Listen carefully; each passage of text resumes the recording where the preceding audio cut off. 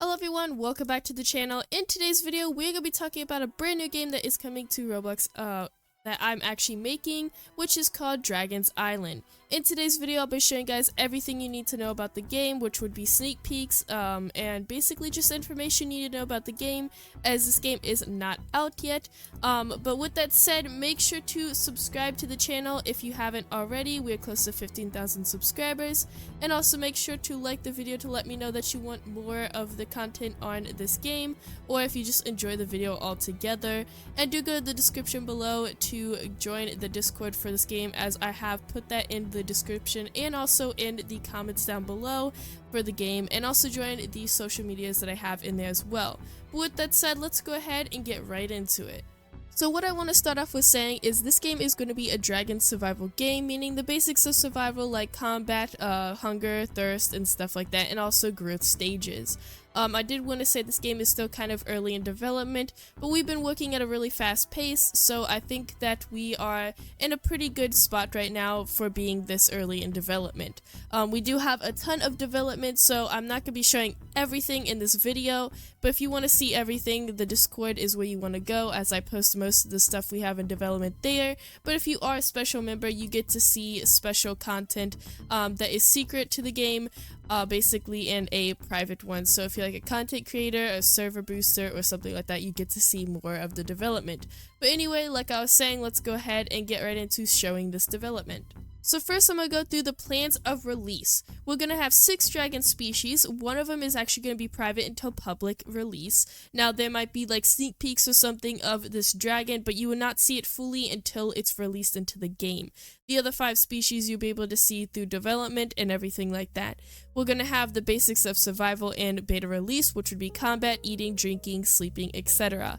We're also going to have growth stages. We're also going to have the map completed. We don't want the map not completed.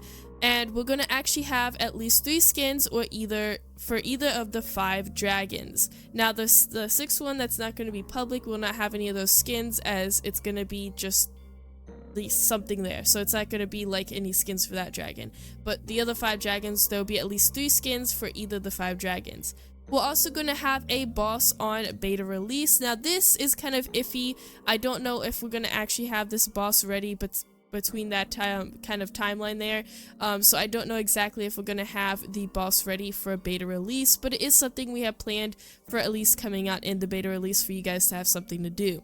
We're also going to have day and night time, which is kind of the basics. We're going to have codes, which means you guys will be able to enter the codes to get some type of currency, in which I did want to say the currency is going to be diamonds. There's also going to be AI, which I'm thinking right now we're going to actually have animals as AI, but I'm not exactly sure, as it's not officially kind of thought about. We're going to think about that more in the future, but for now I think that the AI, which will be the bots that will be around the map for the carnivores, will be kind of animals. Kind of suits the game a little bit more.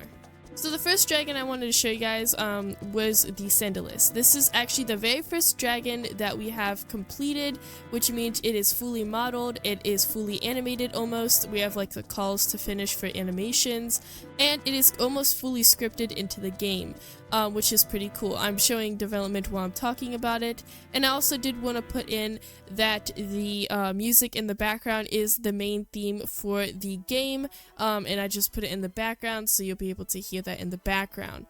Here's also a map of the map itself. So we're gonna have tundra, desert, grasslands, forest, jungle, rainforest, and an enchanted forest. So this will be like something we make up.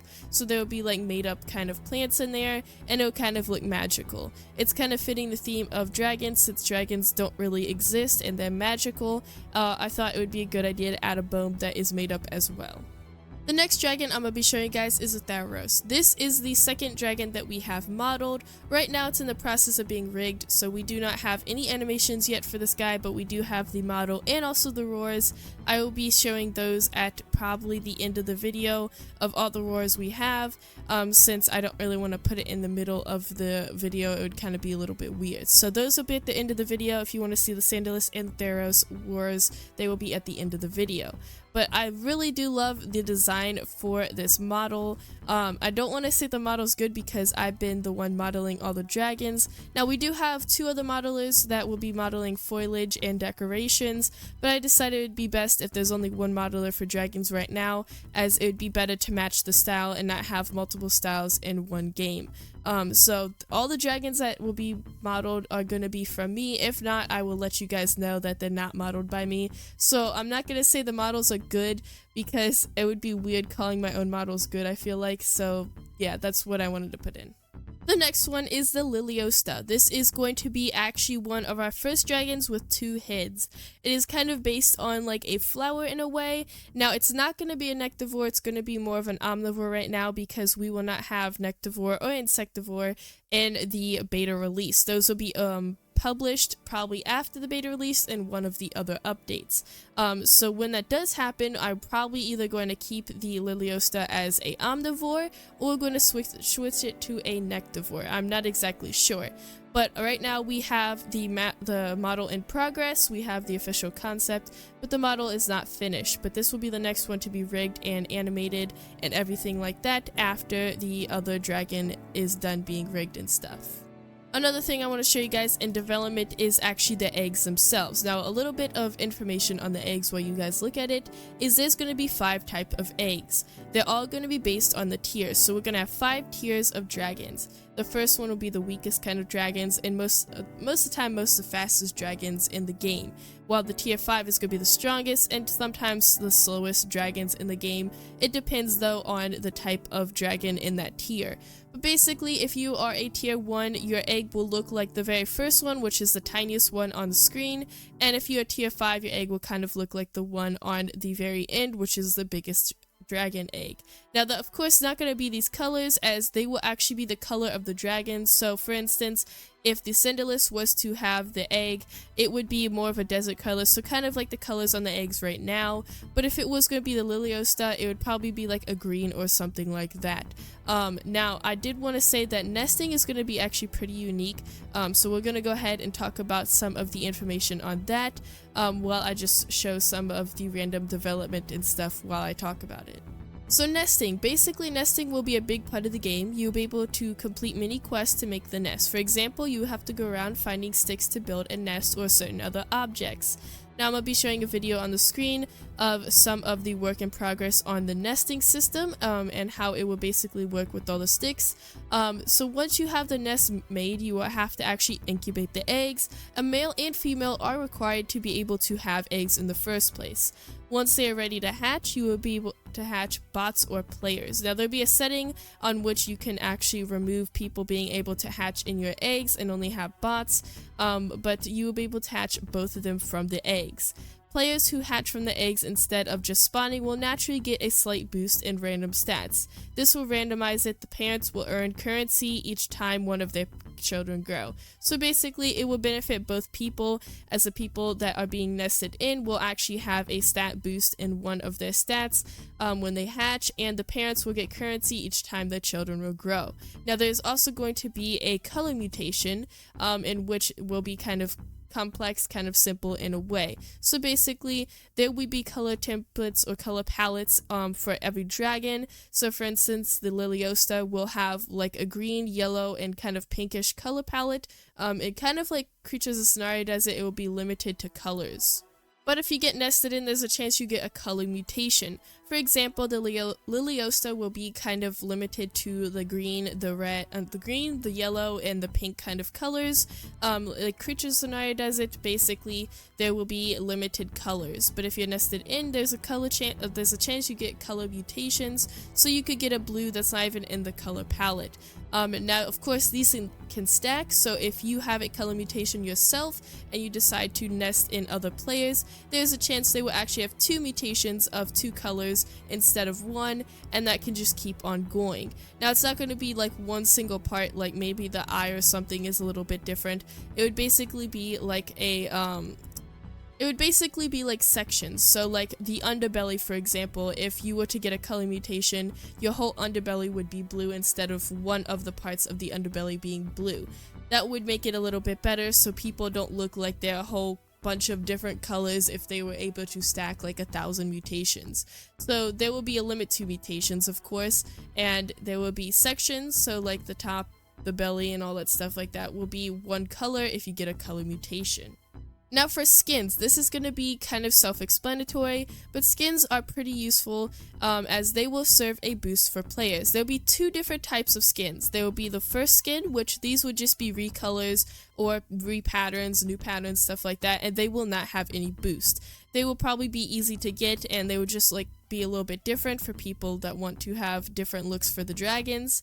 Then there's a second skin. These will be basically, they will have different details on the dragon or looks, of course, other colors. These will basically be the subspecies that I was talking about. So the second skins will basically be where the dragon kind of looks different than the original dragon, but it will still look the same and it will kind of represent the dragon as well. So packs are pretty explanatory, but I wanted to add this in. Basically, you will have ranks in the pack as well. You'll be able to expand your territory with upgrading your pack in numbers and the mark you made for the pack. So this could be a nest, a rock, or any other object that you choose to put down will be kind of like the marker for your pack. Now there'll be territories, and you can of course upgrade your territories with having more members in your pack or upgrading the rock or whatever object you use to make it bigger. The packs will have boosts, so if you're like with a pack member, if you have 2 for example, then you will have a boost in some sort of way with the pack, so it'll make you basically stronger when you're in a pack. Now not every dragon will be able to have a boost, and actually they will be deboosts. So for dragons that are more independent, for instance the Therios will actually have a deboost if you have more than 5 or more than 2 or something like that in the pack, as those will kind of make it so people who are playing those dragons are more independent, as those dragons are tending to be more independent. So that's basically all the development and the information that you need. Now there's some things from polls which I want to kind of tell you guys. Now some of this may not be official, it may not happen, but I wanted to put this in here as polls normally are something that a community votes on. So basically we're gonna have male and female looks, which would be like sexual dimorphism, I think it is, where basically the males will have like an extra part like a horn, tusk, or etc., and the females could have something else as well or don't have that part at all. So they will be able to tell the difference between a male and a female. You guys probably know I'm getting there. So the next one is jumping. Jumping will actually be a thing, but not all dragons will be able to jump. The ones that will be able to jump will be like drakes, the ones that don't have wings, and other dragons that will be able to jump, maybe like smaller dragons, not the bigger dragons, as they will probably break their limbs if they try to jump.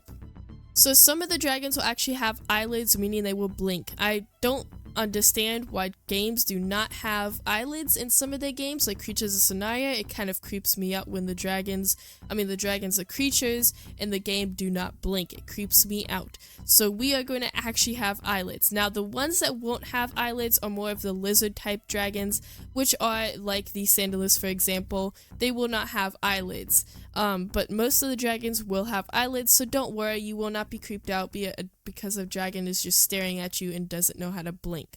We will also be having floating islands in the game as well, so the people who can fly, or the dragons who can fly, will actually be able to fly up to islands floating above the map itself, which will be pretty cool. So the last thing I want to talk about is side quests and missions. So basically how these side quests and missions will work is there'll be a random NPC dragon that will pop up around the map like a traveler.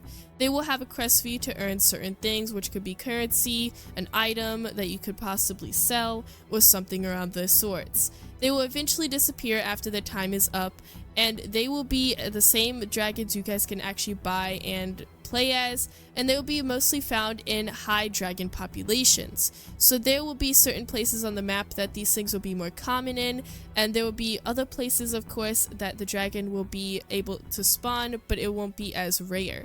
This is going to be basically like a shop in a way, as well as a side quest and stuff. Now you will be able to have quests without going to find these dragons.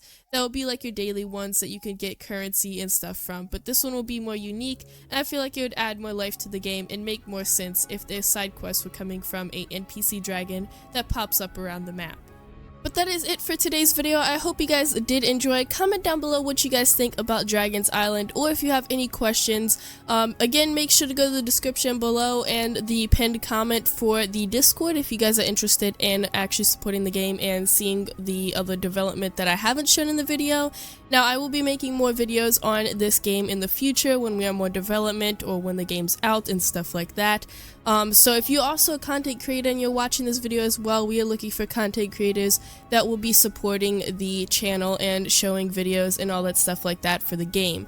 The required amount is going to be like 500 subscribers, so if you have that much and you want to help support the game by making videos, please do make sure to DM me in Discord, and I will get to you on that. But with that said, I hope you guys did enjoy, and I'll see you guys in the next one. Bye!